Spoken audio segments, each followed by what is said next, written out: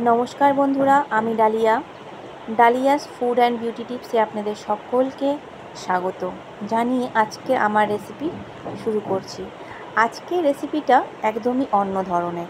আমরা কে না খেতে ভালোবাসি না ডিম, আমরা আমাদের প্রত্যেকেরই ডিম প্রিয়, তাই ডিমেরই একটা রেসিপি আপনাদের সামনে নিয়ে চলে এলাম। ডিমের রেসিপিটা হলো ডিম ভাপা। ডিম ভাপা করতে আমাদের কি লাগছে, আমি নিয়ে নিয়েছি ডিম, 7খানা ডিম আমি সেদ্ধ করে নিয়েছি, হাড় সেদ্ধ হবে। আর নিয়েছি সাদা সর্ষে, কালো সর্ষে, পোস্ত, লাগবে নুন, হলুদ আর কাশ্মীরি মির্চ, আর লাগবে দই ফেটিয়ে নিয়েছি, আর কাঁচা লঙ্কা, পুরো রান্নাটাই কাঁচা লঙ্কা দিয়েই হবে। আর লাগছে ফেটানো টক দই, আমি টক দইটাকে ফেটিয়ে নিয়েছি। আর সবার আগে বলি, এটা করার জন্য আমার লাগবে সেটা হলো সর্ষের তেল, পুরো রান্নাটাই হবে সর্ষের তেলে। আর যেটার মধ্যে আমি করব সেটা হলো একটি বড় মাপের টিফিন বক্স, স্টিলের একটা টিফিন বক্স। তো কি করে করব,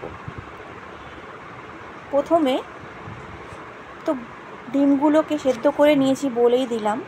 এবার আমি ডিমগুলোর মধ্যে হালকা হালকা করে একটু কাট দিয়ে নেব, যাতে পুরো মশলাগুলো এর মধ্যে ঢুকে যায়। দেখুন, আমি পুরো ডিমগুলোকে হালকা হালকা করে কেটে নিয়েছি ছুরির সাহায্যে, প্রত্যেকটা ডিম। এবার আমি ডিমগুলোর মধ্যে কি দেব, একটু হলুদের গুঁড়ো, আর দেব নুন, আর সামান্য কাশ্মীরি মির্চ দিয়ে সব কটা ডিমের মধ্যে আমি লাগিয়ে দেব। এমনভাবে লাগাবো যাতে নুন, হলুদ আর কাশ্মীরি মির্চ ওই ডিমগুলোর ভেতরে ঢুকে যায়। দেখুন আমি কিভাবে এগুলোর মধ্যে লাগিয়ে নিচ্ছি। আমার সবগুলো ডিমের মধ্যে লাগানো হয়ে গেল। এবার আসি মশলা। একটা গ্রাইন্ডারের বাটি নিয়ে নিয়েছি, তার মধ্যে নিয়ে নিয়েছি সর্ষে, পোস্ত, আর দুরকম সর্ষে পোস্ত, আর নুন, হলুদ, আর একটু কাশ্মীরি মির্চ, আর নিয়েছি লঙ্কা। আমি যেই চামচটা দেখালাম ওই চামচের মাপের 1 চামচ করে প্রত্যেকটা উপকরণ আমি দিয়ে দিয়েছি। আমি এখানে 2টো লঙ্কা দিয়েছি, আপনারা বেশি ঝাল খেলে আরও 2টো বা 1টা অ্যাড করতে পারেন। এটা আমি শুকনো গুঁড়ো করব প্রথমে। দেখুন আমার গুঁড়োটা হয়ে গেছে, শুকনো গুঁড়ো করেছি, দেখুন একদম গুঁড়ো হয়ে গেছে, একটুও দানা নেই। এরকমভাবে আমি গুঁড়ো করে নিলাম। এবার আসি দই। এবার দইটা পুরোটা আমি ঢেলে দেবো তার মধ্যে,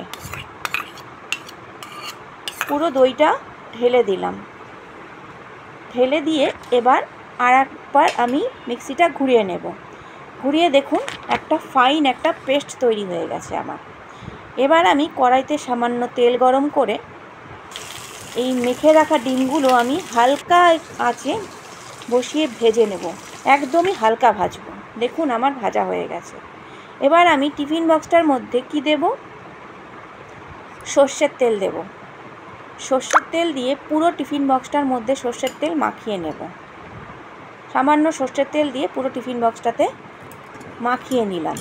দেখুন এইভাবে পুরো টিফিন বক্সটার গায়ে যেন সর্ষের তেল লেগে যায়। এবার আমি ওই পেস্টটা দিয়ে দেব। পেস্টটা দিয়ে একটা একটা করে ডিম সবগুলোকে ভালোভাবে মাখিয়ে নেব। দেখুন আমার সব ডিমগুলো ভালোভাবে আমি মেখে নিচ্ছি। এবার মেখে নেওয়ার পর ওই ডিমগুলোর উপরে আমি একটু জলটা যে আছে মশলা ধোয়া, ওই মশলা ধোয়া জলটা আমি দিয়ে দেবো। এবার মশলা ধোয়া জল দিয়ে টিফিন বক্সটা বন্ধ করার আগে আমি ওর মধ্যে কাঁচা সর্ষের তেল ছড়িয়ে দেব। আর দেব পারলে 2 বা 3টে কাঁচা লঙ্কা দিয়ে দিতে পারেন, গন্ধের জন্য ফ্লেভারটা খুব সুন্দর আসবে। দেখুন আমি কাঁচা লঙ্কা দিয়ে দিয়েছি। এবার আমি উপর দিয়ে সর্ষের তেল ছড়িয়ে দেব। সর্ষের তেল ছড়িয়ে দিয়েছি। এবার আমি ঢাকা বন্ধ করে দেব। ঢাকা বন্ধ করে দিয়ে এদিকে আমি গ্যাসে একটা কড়াইয়ের মধ্যে জল গরম বসিয়ে দিয়েছি। তার উপরে দিয়ে দিয়েছি একটা স্ট্যান্ড। জলটা যখন ফুটে আসবে দেখুন আমি টিফিন বক্সটা বসিয়ে দেব। টিফিন বক্সটা বসিয়ে দিয়ে আমি এবার ঢাকা দিয়ে দেব। 15 থেকে 20 মিনিটের জন্য আমি ঢাকা দিয়ে দিলাম। এটা হবে একদম লো ফ্লেমে। দেখুন আমি ফ্লেমটা একদম কমিয়ে দিয়েছি। 15-20 মিনিট পর আমি ঢাকা খুলে দেখি আমার ডিম ভাপা হয়ে গেছে। গরম গরম ভাতের সাথে এই ডিম ভাপা হলে আর কিছুই লাগবে না আপনাদের। একবার আপনারা করেই দেখুন কেমন লাগে। যদি ভালো লেগে থাকে আমার এই রেসিপি তাহলে অবশ্যই লাইক করবেন, শেয়ার করবেন, কমেন্ট করবেন, আমার চ্যানেলটাকে সাবস্ক্রাইব করবেন। আবার অন্য একটা ভিডিও নিয়ে চলে আসবো। ততক্ষণের জন্য সকল বন্ধুকে টাটা। সকলেই সুস্থ থাকবেন, ভালো থাকবেন।